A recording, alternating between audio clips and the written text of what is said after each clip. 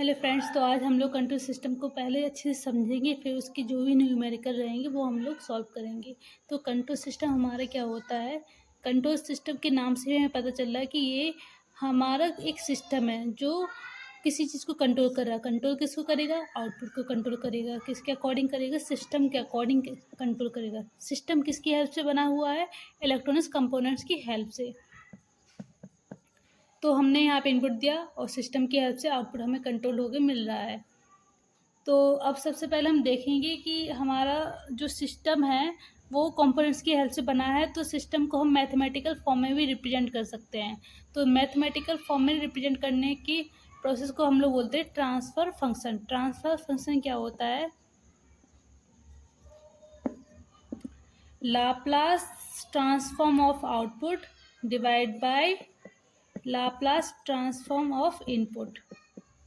यानी कि हम आउटपुट की यहाँ पे सी एस से डिनोट कर रहे हैं और इनपुट को यहाँ पे आर एस से डिनोट कर रहे हैं। तो हमारा जो सिस्टम का वो रहेगा ट्रांसफर फंक्शन, वो हम जी एस से रिप्रेजेंट कर दे रहे हैं। तो यहाँ पे निकलेगा C S divide by R S. मान लो अब अगर हम इस सिस्टम में कुछ फीडबैक लगा देते हैं जिसकी वैल्यू एच एस है, तो इसकी इक्वेशन क्या बनती है? Transfer function T S equal to G S divide by 1 minus plus G S H S. ये जो माइनस सिंबल होता है वो हमारे पॉजिटिव फीडबैक को रिप्रेजेंट करता है, और अगर नेगेटिव प्लस सिंबल है तो वो हमारे नेगेटिव फीडबैक को रिप्रेजेंट करता है। पॉजिटिव फीडबैक, नेगेटिव फीडबैक क्या होता है ये हम लोगों ने बेसिक इलेक्ट्रॉनिक्स में, मतलब अगर आप लोग ईसी के स्टूडेंट होंगे तो आपको अच्छे से पता होगा, तो इस पर हम ज़्यादा टाइम वेस्ट नहीं करेंगे। लेकिन ये जो इक्वेशन निकल के आती है ये हमारी कैरेक्टरिस्टिक्स इक्वेशन होती है। कैरेक्टरिस्टिक्स इक्वेशन की हेल्प से हम पता कर सकते हैं कि हमारा सिस्टम स्टेबल है या अनस्टेबल है। स्टेबल सिस्टम हुआ तो हमारे लिए अच्छा ही होगा, ताकि हम जब भी हम उस पर इनपुट दें तो उसके अकॉर्डिंग वो उस पर आउटपुट दे, ना कि उसका आउटपुट अनस्टेबल हो जाए। तो इसके लिए हम कुछ क्राइटेरिया फॉलो करते हैं। उनमें से एक है राउथ हर्विट्ज़ क्राइटेरिया, जो कि हमें बताता है कि हमारा जो सिस्टम है वो अनस्टेबल है या स्टेबल है। उसके लिए क्या करते हैं कि जो भी हमारी कैरेक्टरिस्टिक्स इक्वेशन होती है तो उसके हम रूट्स निकालते हैं। तो रूट्स के लिए जैसे मान लो हमारे कोई भी इक्वेशन है वो इस फॉर्म में लिखी है यहाँ पे s+2 s+3 divide by s+1 s+5। तो ये जो अंश वाला पार्ट है इसमें जो भी जो ये रूट्स हैं इसके वो क्या हैं? s+2 और एक है s+3। यानी कि एक s इक्वल टू -2, एक है s इक्वल टू -3। तो ये जो ऊपर वाला पार्ट है ये हमारा बताता है नंबर ऑफ जीरो, और जो हर वाला पार्ट है डिनोमिनेटर वो हमारा बताता है नंबर ऑफ पोल्स। तो यहाँ पे क्या है? s इक्वल टू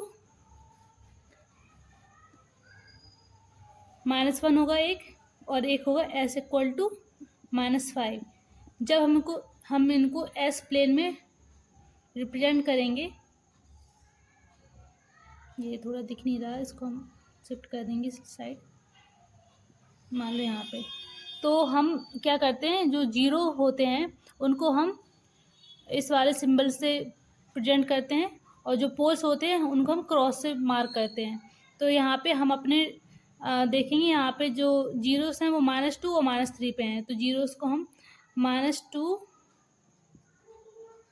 और -3 पे रिप्रेजेंट कर दे रहे हैं, और जो पोल्स है वो कितने हैं? -1 पे है। -1 पे हमारा पोल है, और एक पोल है -5 पे। तो यहाँ पे -4 और -5 मान लो यहाँ पे हो गया। तो वहाँ पे भी हमारे एक पोल है। तो अगर हमारे जो पोल्स हैं, हमें जीरो से ज़्यादा मतलब नहीं है, बट हमें पोल से मतलब है कि जो पोल्स है अगर वो एस प्लेन के लेफ्ट साइड है यानी कि हमारा सिस्टम स्टेबल है। लेकिन अगर पोल्स एस प्लेन के राइट साइड जाते हैं तो वो सिस्टम हमारा अनस्टेबल हो जाता है। तो हम राउथ हर्विट्स क्राइटेरिया की हेल्प से पता करते हैं जो करेक्टरिस्टिक इक्वेशन होती है। मान लो ये कम उसकी है, मतलब कम ऑर्डर की है। ऑर्डर हमारा ये एस की पावर बताता है, तो अगर ये कम ऑर्डर की है तो हम आराम से इसके फैक्टर कर सकते हैं। लेकिन अगर यहाँ पे एस की पावर 5, एस की पावर 6 के फॉर्म में, मतलब बहुत लंबी करेक्टरिस्टिक इक्वेशन है, तो हम उसकी स्टेबिलिटी क्राइटेरिया को कैसे फाइंड आउट करें। इसलिए हम लोग क्या करते हैं, राउथ हर्विट्स क्राइटेरिया फॉलो करते हैं, जो हमारे जो फैक्टर निकालने की टेक्निक्स होती है उनको मतलब ईजी कर देता है, और हम यहाँ पे पता कर सकते हैं कि जो हमारे नंबर ऑफ पोल्स हैं वो किस डायरेक्शन में है। तो राउथ हर्विट्स क्राइटेरिया को समझने के लिए हम लोग एक इक्वेशन लेंगे जो कि हमारे कैरेक्टरिस्टिक्स इक्वेशन है। हम समझेंगे कि मतलब हम कैसे फाइंड आउट करते हैं कि ये जो इक्वेशन है, जो भी हमारा सिस्टम है, वो हमारा स्टेबल है अनस्टेबल है। तो क्वेश्चन है, find the number of roots lies in the right half s plane using Routh Hurwitz criteria of given characteristic equation. तो इसको सॉल्व करने के लिए सबसे पहले हम यहाँ पे इवन और ऑड वाले टर्म्स देखेंगे। ये एस की पावर 4 है, ये इवन है, एस की स्क्वायर भी इवन है, और एस क्यू और एस ऑड है, और यहाँ पे 5 भी हमारा इवन में काउंट होगा। तो हम सबसे पहले यहाँ पे S4, S3, S2, एस की पावर 1 और एस की पावर 0 लिखते हैं। एस की पावर 4 का जो फैक्टर है वो कितना है, 1 है, तो यहाँ पे 1 लिखेंगे। एस की पावर 2 का फैक्टर कितना है, 3 है। एस की पावर 0 यहाँ पे इसका फैक्टर कितना है, 5, हमने यहाँ पे 5 लिख दिया। फिर एस क्यू का कितना है, 2 है, और एस अकेले का कितना है, 4 है। यहाँ पे रिप्रेजेंट नहीं है तो हम इसको 0 से कर देंगे। अब हमें एस स्क्वायर वाला फर्स्ट ये कैलकुलेट करना है। उसके लिए क्या करेंगे, हम सबसे पहले इसका मल्टीप्लाई करेंगे।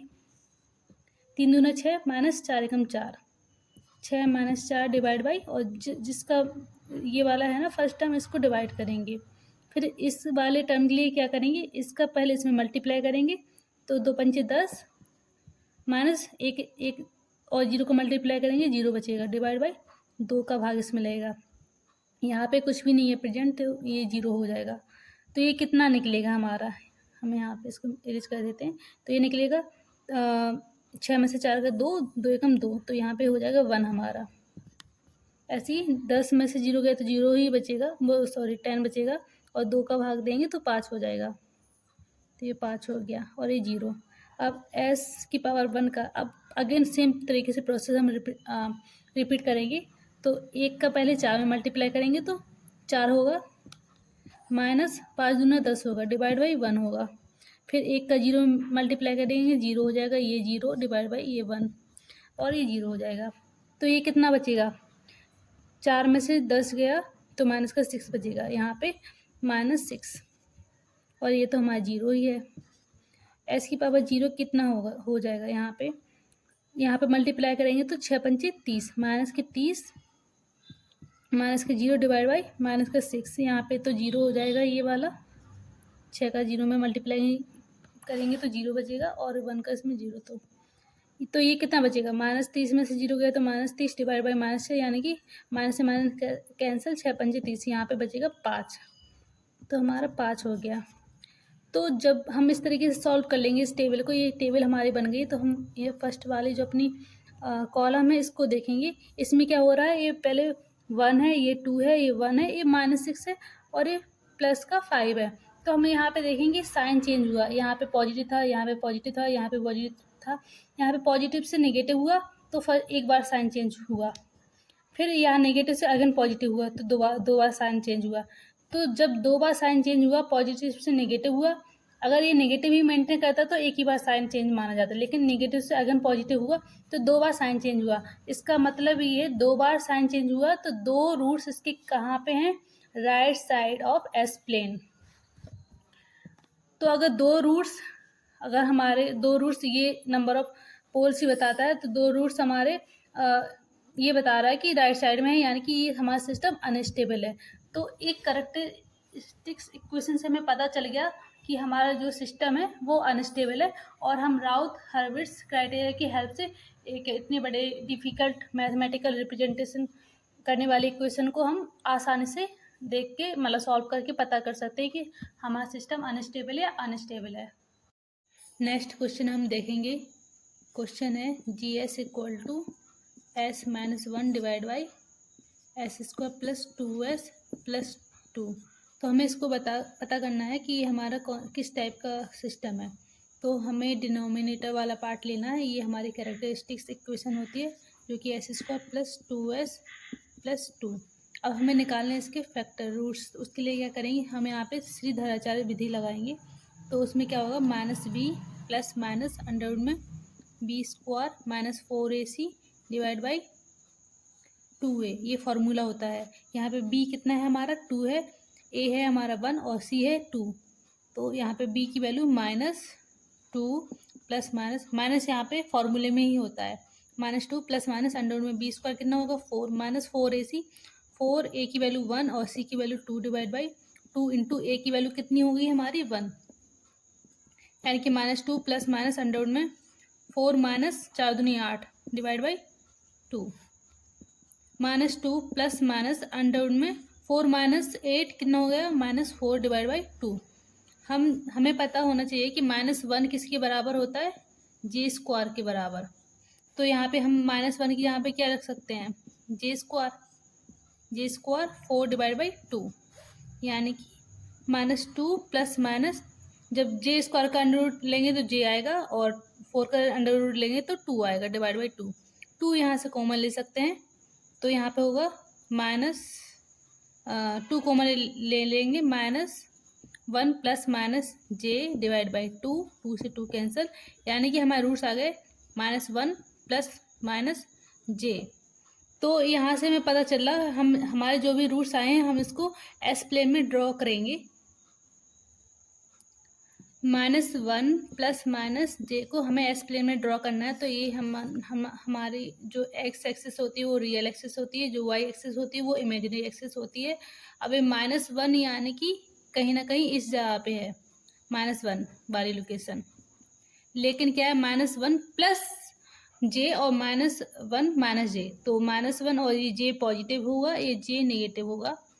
तो -1 का एक पोल यहाँ पे रहेगा, मान लो ये पॉजिटिव प्लस जे हो गया, और -1 और माइनस जे यहाँ पे रहेगा, एक पोल यहाँ पे हो गया। तो हमारा पोल की लोकेशन क्या होगी ये। तो इस तरीके से जब भी हमारा आंसर आता है मतलब इमेजिनरी टर्म्स में और दो पोल बन रहे हैं समान एवं मतलब अपोजिट डायरेक्शन में, एक पॉजिटिव इमेजिनरी लाइन और दूसरी नेगेटिव इमेजिनरी लाइन, तो इस तरीके नेचर जो होता है सिस्टम का वो ऑसिलेटरी सिस्टम होता है, यानी कि वो हमेशा कंटिन्यूस ऑसिलेशंस क्रिएट करता रहता है। नेक्स्ट हम देखेंगे कुछ टाइप के क्वेश्चन ऐसे भी आ जाते हैं जहाँ पे हम पूछ लेते हैं कि ऑर्डर क्या है उस सिस्टम का। तो ऑर्डर क्या होता है, the highest power of denominator decide order of the system. जैसे कि हमारी कोई भी ट्रांसफर इक्वेशन है T S equal to 9 divide by S square plus 6s plus 9। तो हाईएस्ट ऑर्डर कितना है इसका 2, तो यानी कि इसका ऑर्डर कितना आ गया 2। तो इस तरीके के सिस्टम को हम सेकेंड ऑर्डर सिस्टम बोलते हैं।